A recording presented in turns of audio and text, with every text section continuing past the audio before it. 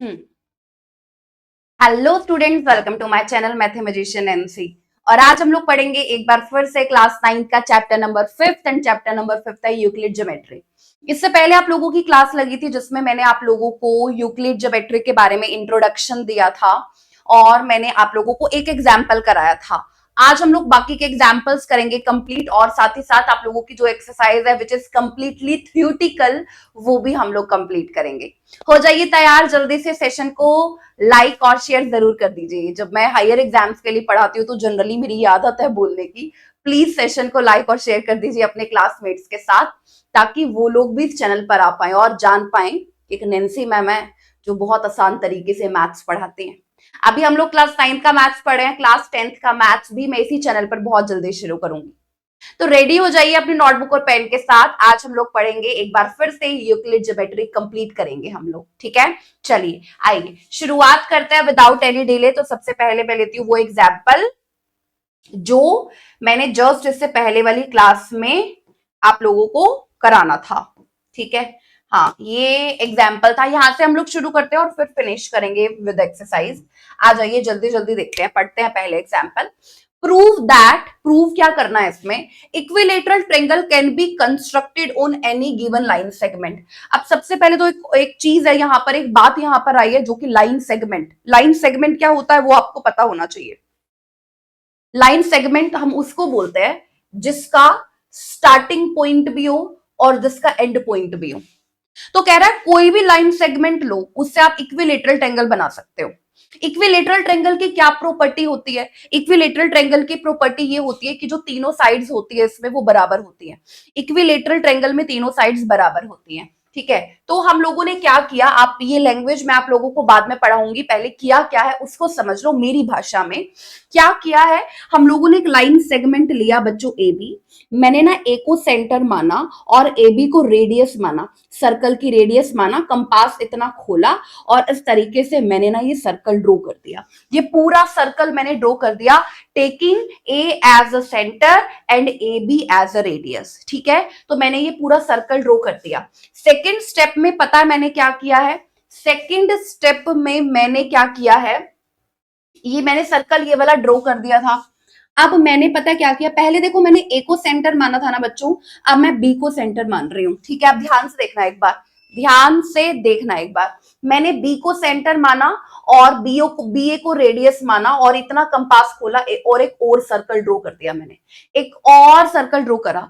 अब ये दोनों सर्कल जिस भी पॉइंट पर टच कर रहे हैं या इंटरसेक्ट कर रहे हैं ना, उनको मैंने नाम दे दिया सी, और मैंने फिर इनको मिला दिया। ये देखो मैंने इनको मिला दिया, A C B C A B. Equilateral triangle ये प्रूव हो जाएगा कब, जब तीनों बराबर हो जाएंगे, मतलब ए बी बराबर ए सी बराबर बी सी के। अब आप बोलोगे मैम ये तो आ रहा है, नजर आ रहा है थोड़ा थोड़ा, कैसे आ रहा है, देखो मेरी बात सुनो।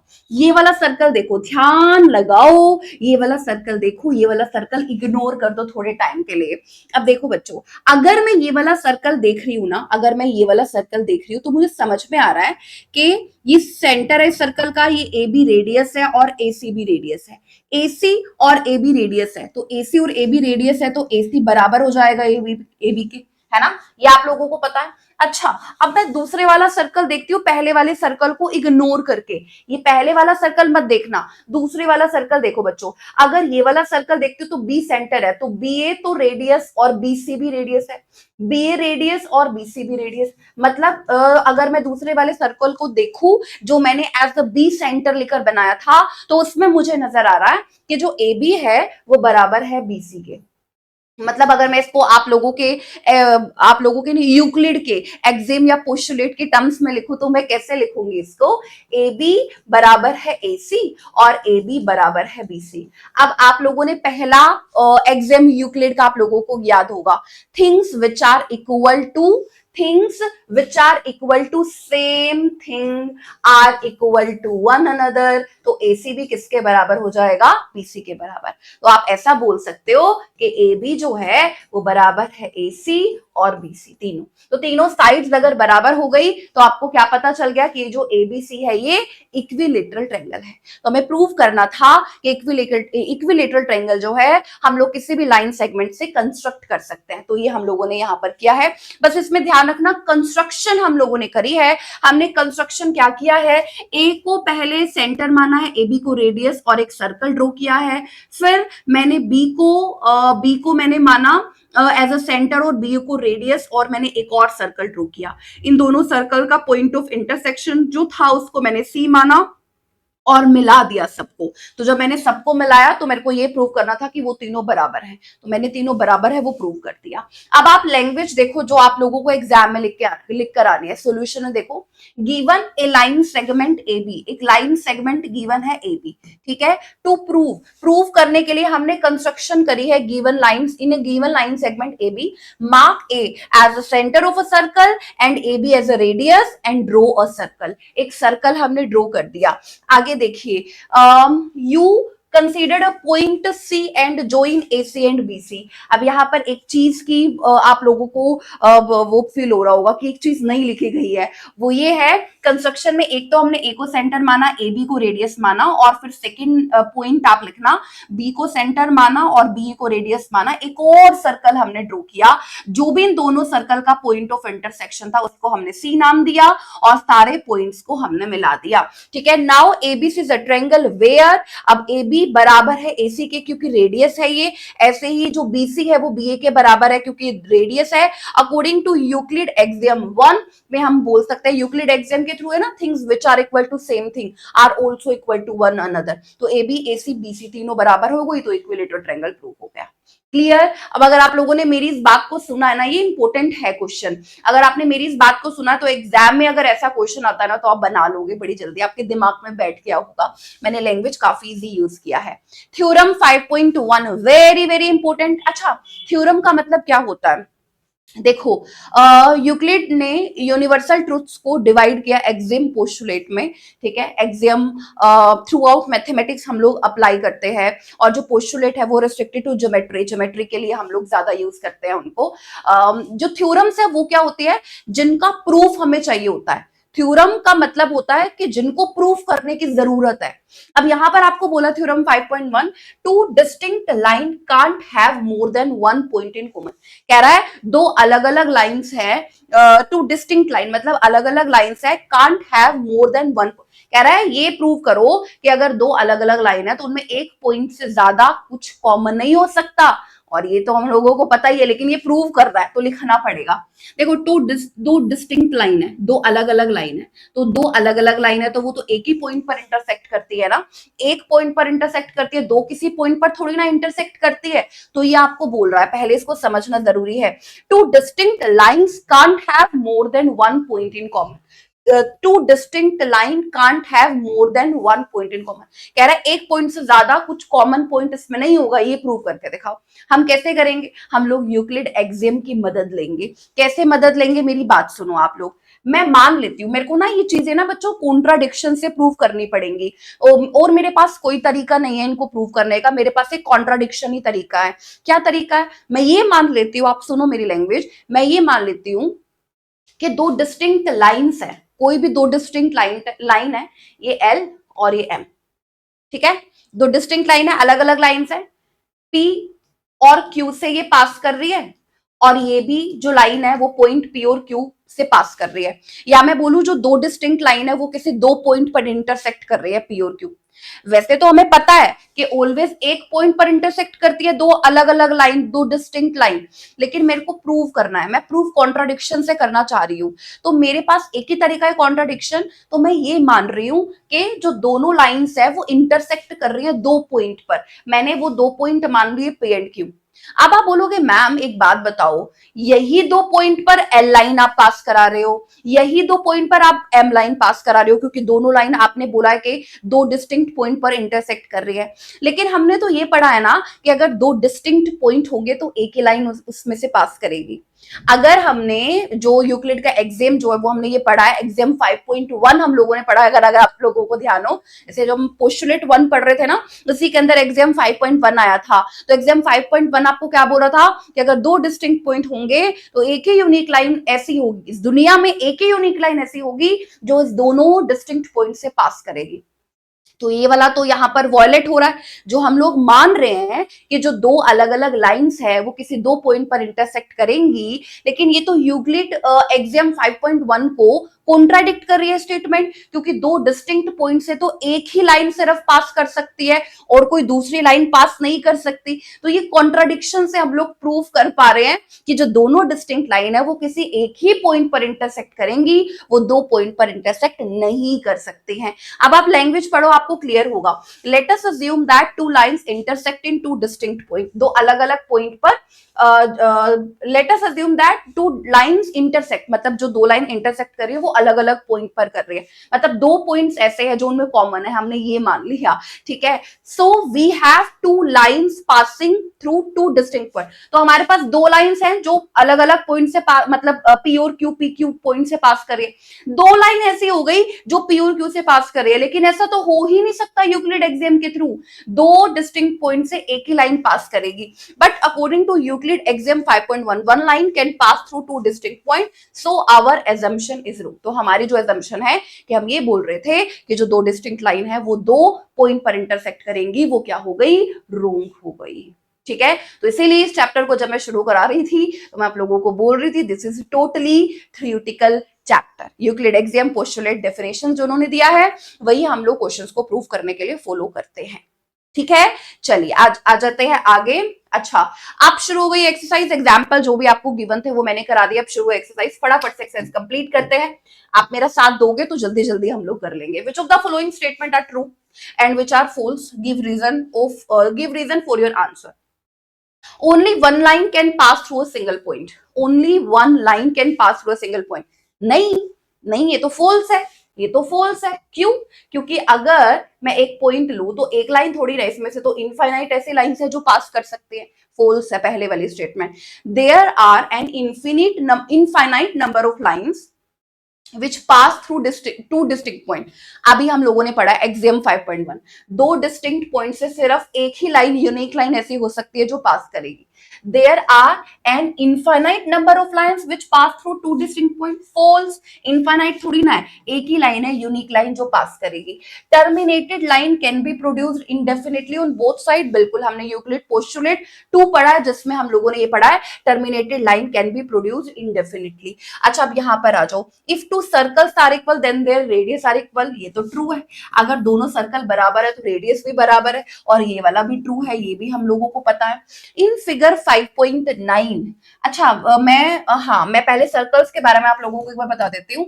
अगर दो सर्कल्स बराबर है, मतलब ये वाला सर्कल और ये वाला सर्कल अगर बराबर है, तो ऑफ कोर्स हम ये ऐसा ही बोलेंगे दो सर्कल्स बराबर कब होंगे, जब इनकी रेडियस बराबर होगी।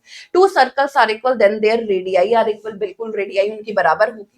अच्छा, आगे देखो, फिफ्थ में क्या बोला है, फर्स्ट के क्वेश्चन नंबर फर्स्ट के फिफ्थ में आपको क्या बोला है। फिफ्थ में बोल रहा है इन फिगर 5.9 इफ यदि ए बी पी क्यू के बराबर है, पी क्यू एक्स वाई के बराबर है, तो ये बताइए कि जो ए बी है वो भी एक्स वाई के बराबर होगा, जो ए बी है वो भी एक्स वाई के बराबर होगा। Things which are equal to same thing are also equal to one another. Euclid axiom one बोलता है यूक्लिड एक्सियम। ऐसे यूक्लिड एक्सियम और पोस्टुलेट मेरे से ज्यादा तुम लोगों को लर्न हो जाने चाहिए। तुम्हें मुझे बताना चाहिए कि मैम ये सही है, यूक्लिड एक्सियम वन ही था। Things which are equal to one another are also, things which are equal to same thing are also equal to one another, Euclid axiom first, ठीक है। तो ये आप बता सकते हो, इसमें कोई दिक्कत नहीं है। क्वेश्चन नंबर 2 आप लोगों की एक्सरसाइज का क्या आप लोगों को बोला गया है उसको पढ़ लो पहले। Give a definition for each of the following term, are there other terms that need to be defined first, what are they and how might you define them, ठीक है। तो सबसे पहले आता है पैरेलल लाइंस। पैरेलल लाइंस क्या होती है, पैरेलल लाइंस क्या होती है, ये दो लाइन पैरेलल है, M and N. Parallel lines वो लाइंस होती है जो कभी भी इंटरसेक्ट नहीं करती है, वही डेफिनेशन है। Parallel lines which do not intersect, ये हमने बता दिया। डेफिनेशन देनी है each of the following term, definition हम दे देंगे। Are there other terms that need to be defined first, क्या इनमें कुछ ऐसी टर्म्स भी हैं जिनको डिफाइन करना जरूरी है, कुछ ऐसी टर्म्स हैं इसमें, बिल्कुल। Parallel lines which do not intersect. अब ये जो, क्योंकि ये यूक्लिड की जो थ्योरी है ना बच्चों, ये एंशिएंट टाइम में आई थी, ठीक है। तो कुछ ऐसे टर्म्स है यहाँ पर जो उस टाइम पर नहीं पता थी लोगों को, तो वो बार बार एक्सप्लेन करनी पड़ी। तो आप लोगों से भी वो एक्सप्लेन करा रहा है कि जब आप डेफिनेशन बता रहे हो तो क्या कुछ ऐसी टर्म्स भी है जो आप लोगों को बतानी पड़ेंगी वापस से। बिल्कुल, लाइंस के बारे में बताना पड़ेगा, इंटरसेक्ट के बारे में बताना पड़ेगा। लाइन के बारे में हम लोगों ने पढ़ा है ब्रेड्थ लेस लेंथ होती है लाइन, तो ये हमने पढ़ा है डेफिनेशन में। इंटरसेक्ट का मतलब क्या होता है, जो लाइंस एक सिंगल पॉइंट पर मिलती हैं उसको हम लोग बोलते हैं कि लाइंस इंटरसेक्ट कर रही है। जब दो लाइंस एक पॉइंट पर मिलते हैं, पॉइंट क्या होता है, अनडिवाइडेड पार्ट जिसको हम फर्दर डिवाइड नहीं कर सकते हैं। ठीक है, उसके बाद आपसे डेफिनेशन पूछी है परपेंडिकुलर लाइंस की। परपेंडिकुलर लाइंस का क्या मतलब होता है, जब दो लाइन इंटरसेक्ट करती है, जब दो लाइन इंटरसेक्ट करती है राइट एंगल पर, जब दो लाइन इंटरसेक्ट करती है राइट एंगल पर, उन लाइंस को हम लोग क्या बोलते हैं, then both lines are perpendicular to each other. Two lines are perpendicular if and only if they intersect to form right angle, अगर वो इंटरसेक्ट करके राइट एंगल बनाती है। अब इसके लिए भी टर्म्स को डिफाइन करने की जरूरत पड़ेगी हमें, लाइंस को हमें डिफाइन करना पड़ेगा, इंटरसेक्ट को डिफाइन करना पड़ेगा, राइट एंगल में तो क्या ही है, राइट एंगल का मतलब तो बड़ा सिंपल है कि जो 90 डिग्री के एंगल होते हैं उनको हम लोग राइट एंगल बोलते हैं। Any angle of value 90 degree, कोई भी एंगल 90 डिग्री का होगा उसको हम लोग क्या बोलते हैं, राइट एंगल बोलते हैं। तो ये तो आसान सी बात है। लाइंस के बारे में ऊपर हम लोगों ने लिख दिया है, इंटरसेक्ट के बारे में ऊपर हम लोगों ने लिख दिया है, वहां से आप डेफिनेशन इनके देख सकते हो। लाइन सेगमेंट मैंने आपको आज सेशन की स्टार्टिंग में भी बता दिया है क्या होता है। A line segment is a part of straight line that is bounded by two distinct and point, जिनमें लाइन सेगमेंट वो होता है जिसका स्टार्टिंग पॉइंट भी होता है, जिसका एंड पॉइंट भी होता है, जिसका स्टार्टिंग पॉइंट भी है और जिसका एंड पॉइंट भी है, उसको हम बोलते हैं लाइन सेगमेंट। तो उसके लिए आपको डिफाइन करने की जरूरत है एक तो लाइन, और आपको डिफाइन करने की जरूरत है पॉइंट। लाइन ब्रेडथलेस लेंथ और जो पॉइंट है वो अनडिवाइडेड पार्ट है। ऐसे ऐसे आप बताते जाओगे। रेडियस ऑफ अ सर्कल, अब देखो रेडियस ऑफ अ सर्कल आप लोगों को पता है कि ये एक सर्कल है और ये इसकी रेडियस है, लेकिन जब एग्जाम में लिखना आएगा तो डेफिनेशन कैसे लिखोगे, सर्कल के रेडियस की डेफिनेशन कैसे लिखोगे। देखो मैंने बहुत अच्छी डेफिनेशन लिखी है, इसको पढ़ो एक बार। रेडियस कैसे बनती है कि जब हम सेंटर से सर्कल के किसी भी पॉइंट को ज्वाइन कर दे तो ये सारी रेडियस है। जब हम सर्कल के सेंटर से सर्कल के किसी भी पॉइंट पर लाइन ड्रॉ करते हैं तो वो क्या होती है, रेडियस, और रेडियस इक्वली होती है। A segment whose end points are, कह रहा है एक ऐसा लाइन सेगमेंट जिसके एंड पॉइंट्स क्या है, एक तो centre of a circle and point of the circle, एक तो जो उसका पॉइंट बनेगा वो सेंटर बनेगा सर्कल का, और दूसरा जो उसका पॉइंट बनेगा वो पॉइंट बनेगा किस पर, सर्कल। एक ऐसा सेगमेंट जिसके एंड पॉइंट में एक पॉइंट तो सेंटर होगा और जो दूसरा पॉइंट है वो पॉइंट ऑन अ सर्कल होगा। कितनी अच्छी definition radius of a circle की दी हुई है। लाइन सेगमेंट को बताने की जरूरत है, पॉइंट को बताने की जरूरत है, सेंटर को बताने की जरूरत है।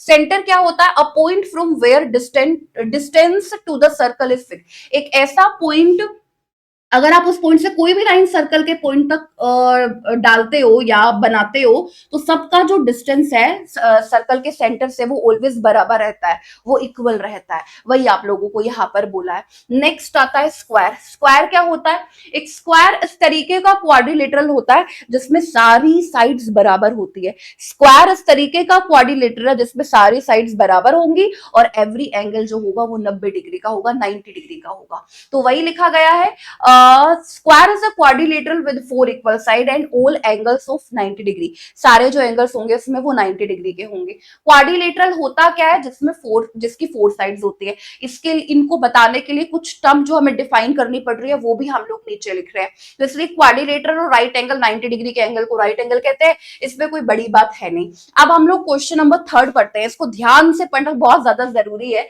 और मैं आप लोगों को बहुत अच्छे तरीके से बताने की कोशिश जरूर करूंगी कि आपको प्रॉपर समझ में आए। Consider two postulates given below, दो पोस्टुलेट आप लोगों को बता रखे हैं, इसको पढ़ लेते हैं पहले। Given any two distinct point A and B, there exist third point C which is in between A B. कह रहा है दो अलग अलग पॉइंट है, डिस्टिंक्ट पॉइंट है ए एंड बी, और एक तीसरा पॉइंट है C which is in between A and B. ठीक है भाई, हो सकता है, बिल्कुल हो सकता है। देखो मेरी बात सुनो, ये एक पॉइंट है ए और ये एक पॉइंट है बी, डिस्टिंक्ट पॉइंट है। ठीक है, एक मिनट, ये हो गए डिस्टिंक्ट पॉइंट, ठीक है, A and B distinct point है। There exist a third point C which is in between A and B. C एक तीसरा पॉइंट है जो ए और बी के बीच में है। बिल्कुल हो सकता है, ऐसा क्यों नहीं हो सकता? जो एक स्ट्रेट लाइन है वो पॉइंट से मिलकर के ही तो बनी है, तो सी यहाँ पर आ गया मिडल में इनके। आपको पहले पोस्टुलेट में बोला, तो क्या है इसमें दिक्कत? कोई दिक्कत नहीं है, बना सकते हो। सेकेंड स्टेटमेंट पढ़ो, इस स्टेटमेंट को ध्यान से पढ़ना। There exist at least 3 points that are not on the same line. इसको समझने की जरूरत है आप लोगों को। कह रहा है कम से कम, एटलीस्ट का मतलब होता है कम से कम 3 पॉइंट ऐसे होंगे that are not on the same line. देखो, 3 पॉइंट मिलकर एक लाइन बना सकते हैं, कोई प्रॉब्लम नहीं, कोई दिक्कत नहीं, लेकिन कम से कम 3 पॉइंट ही चाहिए होंगे जो एक लाइन ना बनाए। हाँ बिल्कुल, कम से कम 3 पॉइंट ही चाहिए होंगे जो एक लाइन ना बनाए। देखो कैसे कैसे कैसे कैसे मैं बोल रही हूं, ये देखो, ये ए है, ये बी है, ठीक है, और ये मैंने यहां पर ले लिया सी। कम से कम मुझे 3 पॉइंट ऐसे चाहिए होंगे जो सेम लाइन ना बनाए। बिल्कुल, हाँ बिल्कुल ऐसा ही होगा। ये सी हो गया, देख लो आप लोग, ये तो पॉइंट से लाइन बन गया, एक स्ट्रेट लाइन मिलके, इसमें सी हो सकता है बीच में, कोई प्रॉब्लम नहीं। लेकिन अगर मुझे एक लाइन नहीं बनानी है तो मुझे कम से कम 3 पॉइंट चाहिए होंगे। There exist at least 3 point that are not on the same line. हाँ, 3 पॉइंट ऐसे होंगे कम से कम जो सेम लाइन पर नहीं होंगे। बिल्कुल ऐसा होगा, हो सकता है ऐसा ही होगा, ठीक है। तो ये दोनों स्टेटमेंट अलग अलग चीजें बता रही है, लेकिन दोनों की दोनों करेक्ट बता रही है, बिल्कुल सही बता रही है। सही है, चलो अब हमसे पूछा क्या इसमें, इसको देखते हैं। Do these postulate contain any undefined term? इसमें कोई अनडिफाइंड टर्म है? बिल्कुल बिल्कुल है, अनडिफाइंड टर्म्स तो इसमें है पड़ी। देखो, आपको एक तो पॉइंट को यहां पर देखना पड़ेगा और एक आपको देखना पड़ेगा लाइन को। अनडिफाइंड टर्म तो है पड़ी इसमें, यस। तो पहला वाला जो आपसे पूछा है, फर्स्ट वाला जो आपसे पूछा है, उसका आंसर तो यस होगा। Are this postulate consistent? क्या ये जो पोस्टुलेट आपको गिवन थे, क्या ये कंसिस्टेंट है? कंसिस्टेंट का मतलब होता है कि कोई भी पेयर एक्सियम का या पोस्टुलेट का कंसिस्टेंट हम लोग तब बोलते हैं जब उनमें कोई कॉन्ट्राडिक्शन ना हो, when there is no contradiction. तो देखो आप, नो कॉन्ट्राडिक्शन का मतलब है कि दोनों अलग अलग चीजें बता रहे हैं, डिफरेंट सिचुएशंस बता रहे हैं दोनों, बिल्कुल डिफरेंट सिचुएशन बता रहे हैं, दोनों में कोई कॉन्ट्राडिक्शन थोड़ी ना है किसी तरीके का। अगर पहले वाले पोस्टुलेट ने बोला कि सी इन दोनों के मिडल में हो सकता है, हमने कहा बिल्कुल हो सकता है। दूसरे, ये लाइंस कहां से आ गई?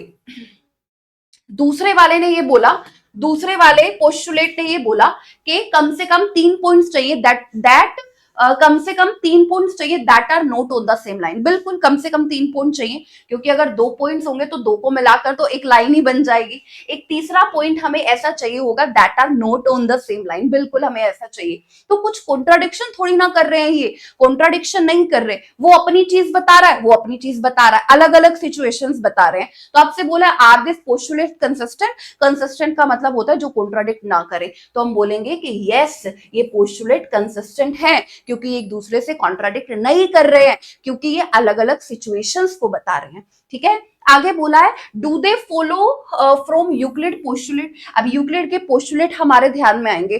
पोस्टुलेट 1 तो बोलता था कि एक स्ट्रेट लाइन में be drawn from any point two any other point.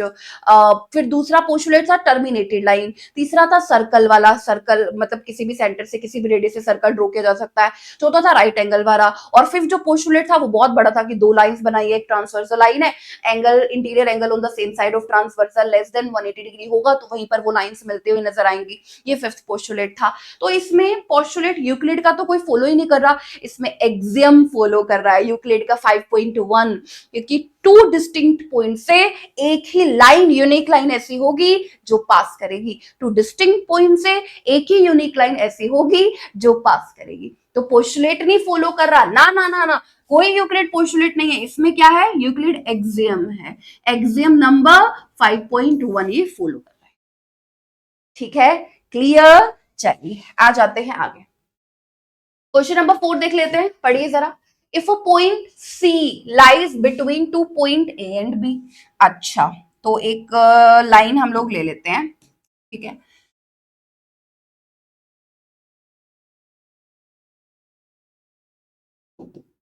ठीक है, ये लाइन हमने ले ली, ये ए है और ये बी है। If a point C lies between two points A and B, C यहां पर कहीं है, सच दैट इस तरीके से कि ए सी जो है वो बी सी के बराबर आपको गिवन है, देन प्रूव दैट। तो हमें प्रूव क्या करना है, हमें क्या प्रूव करना है, हमें प्रूव करना है ए सी बराबर होगा, ए सी बराबर होगा हाफ ऑफ ए बी के। ठीक है, explain by drawing the figure से, फिगर से आप फिगर ड्रॉ करो और फिर आप बताओ ये चीज ए C half of A B के बराबर होगा। तो कैसे करेंगे हम लोग प्रूव, ए सी बी सी के बराबर है, सी लाइज बिटवीन, बीच में है, तो हम ऐसा भी बोल सकते हैं कि सी मिड पॉइंट है। अगर किसी भी लाइन के बीच में ये पॉइंट है जो इसको दो बराबर भागों में बांट रहा है, मतलब वो मिड पॉइंट हुआ ना, ए सी बराबर बी सी तो तभी होगा जब सी मिड पॉइंट होगा। तो ये बातें हमारे माइंड में साथ साथ चलती रहती है, पता है हम लोगों को, बट हमें ए C half of A B बताना है। तो कैसे करें हम लोग, हम लोग एक काम कर सकते हैं, हम एक काम कर सकते हैं, इसमें हम लोग ना बीसी में हम दोनों तरफ एसी जोड़ देते हैं। ये यूक्लिड का एग्जाम पता है आपको, second, if equals are added to equal the wholes are equal, पता है हम लोगों ने पढ़ा है, equals are added to equal the wholes are equal, है ना। तो मैंने दोनों तरफ एसी जोड़ दिया, मेरा फायदा क्या होगा, two of AC is equal to AC plus BC, AC plus में बीसी किसके बराबर होगा, ए बी के। तो जो एसी है वो किसके बराबर हो जाएगा, हाफ ऑफ ए बी के। बोलो हाँ या ना, बोलोगे मैम ये तो पक्का समझ में आ गया, पक्का समझ में आ गया, बड़ा आसान क्वेश्चन था, कुछ था ही नहीं इसमें। अब आ जाइए क्वेश्चन नंबर 5 पर। क्वेश्चन नंबर 5 रिलेट कर रहा है क्वेश्चन नंबर 4 से। कैसे, point C is called a mid point of line segment B, वही जो बात मैं आप लोगों के साथ कर रही थी। कि आपको बोला है कि जो पॉइंट सी है, क्योंकि वो इनके बीच में लाई कर रहा है, अच्छा लाइन सेगमेंट लेना है, ठीक है, ये ए है और ये बी है और यहां पर एक पॉइंट है सी, इनके बिल्कुल मिडल में। In question 4 point C is called a mid point of line segment A B, point C को मिड पॉइंट हम लोगों ने बोला है क्योंकि ए सी बी सी के बराबर था। Prove that every line segment has one and only one mid point, कह रहा है एक लाइन सेगमेंट जो है वो एक ही मिड पॉइंट रखता है, ये प्रूव करके दिखाओ। देखो वैसे हमारी कॉमन सेंस को तो पता है कि एक ही मिड पॉइंट होगा, लेकिन क्योंकि यूक्लिड ज्योमेट्री पढ़ रहे हैं तो हमको थ्योरेटिकली चीजें लिखनी है, तो प्रूफ करना पड़ेगा आपको। तो कैसे करोगे प्रूफ, देखो मेरी बात सुनो, मैं आपको एक बात बताती हूँ। हम लोग ना ऐसा मान लेते हैं कि ए बी के दो मिड पॉइंट होंगे, ठीक है। हम लोग कॉन्ट्राडिक्शन से, मैंने बोला था ना कि हम लोग प्रूफ करेंगे ज्यादातर चीजें, तो कॉन्ट्राडिक्शन ही लेना पड़ेगा यहां पर। एक मिनट,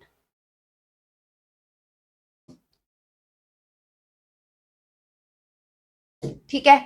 मैंने क्या बोला आपको, मैंने क्या बोला, मैंने बोला, मैं तो नहीं कहती कि एक ही मिड पॉइंट होगा, क्वेश्चन में बोला एक ही मिड पॉइंट होता है, ये प्रूव करके दिखा दो।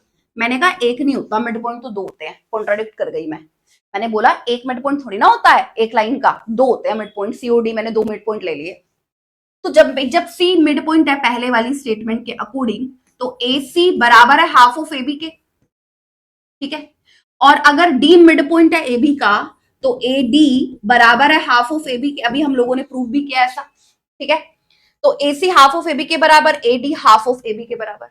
और यूक्लिड का एग्जाम नंबर 1 क्या बोलता है, things which are equal to same thing, things which are equal to same thing, और वो एक दूसरे के भी बराबर होंगे। या आप इसमें वो भी ले सकते हो, वो हाफ वाला था ना, things which are equal to half of same thing, I think वो था फिर सेवेंथ एग्जाम था, सेवेंथ एग्जाम, वो भी आप लोग देख सकते हो। या things which are equal to same thing are also equal to one another, तो आप ऐसे बोलोगे ए सी ए डी के भी बराबर होगा, है ना, ए सी ए डी के बराबर। तो अगर ए सी ए डी के बराबर हो जाएगा तो सी और डी तो एक ही पॉइंट होंगे भाई, एसी अगर एडी के बराबर हो जाएगा तो सीओडी तो एक ही पॉइंट होंगे ना, तो सीओडी एक ही पॉइंट होंगे, मतलब एक ही मिड पॉइंट होगा।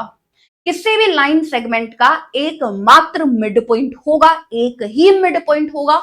आप उसको चाहे सी नाम दे दो, उसको चाहे डी नाम दे दो, नाम तो कुछ भी दे सकते हो, बात है समझने की। बिल्कुल इससे सही बोला है, पॉइंट से इसका मिड पॉइंट प्रूव हम लोगों ने कैसे किया, हम लोगों ने एक सी मिड पॉइंट ले लिया लाइन ए बी का, हम लोगों ने डी मिड पॉइंट ले लिया लाइन ए बी का, डी मिड पॉइंट, और अगर हम सी मिड पॉइंट लेते हैं तो A C half of A B के बराबर, A D half of A B के बराबर। यूक्लिड एग्जाम 1 क्या बोलता है, things which are equal to same thing also equal to one another, A C A D के बराबर। अगर ए सी ए डी के बराबर, ए सी ए डी के बराबर, तो सी डी पर आ जाएगा पूरा, सी पूरा डी पर आ जाएगा, मतलब सी और डी बराबर होंगे, तो एक ही मिड पॉइंट होगा लाइन सेगमेंट का। ठीक है, क्लियर? लिख लोगे? लिख तो लोगे, इसमें तो कुछ ज्यादा कुछ है नहीं, ऐसी बातें जो मैंने आपको ऐसे बताई हो आपको नहीं क्लियर हुई हो। आ जाइए आगे देख लेते हैं। फिगर में आपको गिवन है AC बराबर है BD के, then prove that AB is equal to CD। अच्छा, आपको गिवन है AC बराबर है एक मिनट, बराबर है BD के, ब्लैक कलर लेती हूँ, AC बराबर है BD के। अब आपको एक कॉमन पार्ट नजर आ रहा होगा इनमें, BC कॉमन पार्ट आ रहा है नजर। क्या करते हैं, इक्वल्स आर सबट्रैक्टेड, अगर इक्वल सबट्रैक्ट कर दिया जाए इक्वल से, देन होल्स आर इक्वल। मैंने दोनों साइड BC माइनस कर दिया, दोनों साइड BC माइनस कर दिया, AC में से BC माइनस कर दिया तो AB, और BD में से BC माइनस कर दिया तो CD। तो यही प्रूव करना था, prove that AB is equal to CD, कर दिया हम लोगों ने प्रूव। ये यूक्लिड एक्सियम थर्ड लिखना, equals are subtracted from equals then the wholes are equal. तो मैंने BC दोनों से साइड से माइनस कर दिया, तो AC minus BC AB, BD minus BC CD, तो AB is equal to CD, hence proved. ठीक है, चलिए, गिवन टू प्रूव और हेंस प्रूव्ड, ये जरूर आप लोगों को लिखना है। 7th नंबर क्वेश्चन देखते हैं, why is axiom 5 in the list of Euclid axioms consider a universal truth. कह रहा है कि ऐसा क्यों है कि जो यूनिवर्सल एक्सियम, जो यूक्लिड एक्सियम 5 है उसको हम यूनिवर्सल ट्रुथ बोलते हैं। यूक्लिड एक्सियम 5 कौन सा था, the wholes are always greater than a part, है ना, यही था ना, the wholes are always greater than a part. अब देखो इसमें तो तुम लोगों को ना लैंग्वेज लिखनी पड़ेगी, लाइन लिखनी पड़ेगी। भाई होल्स ग्रेटर देन ही होगा पार्ट से, ऑलवेज ग्रेटर होगा, क्योंकि क्योंकि क्यों होगा, जैसे मान लो ये सर्कल है, मैंने इसको बना दिया इस तरीके से, सेक्टर्स में डिवाइड कर दिया इसको। ठीक है, तो अगर मैंने ये एक सेक्टर उठा लिया, ये इसका पार्ट है, ये इसका पार्ट है ना, whole is greater than a part, ये इससे ग्रेटर ही होगा ऑलवेज, है ना, ये यूनिवर्सल ट्रूथ है, ये यूक्लिड एक्सियम 5 है, आपको बोल रहा है कि ये यूनिवर्सल ट्रूथ है। ये बताओ कि क्यों कंसीडर किया जा रहा है यूनिवर्सल ट्रूथ, क्योंकि होल ग्रेटर देन पार्ट होगा। हाँ पार्ट होगा, पार्ट इसमें से ही तो निकाला है, होल में से।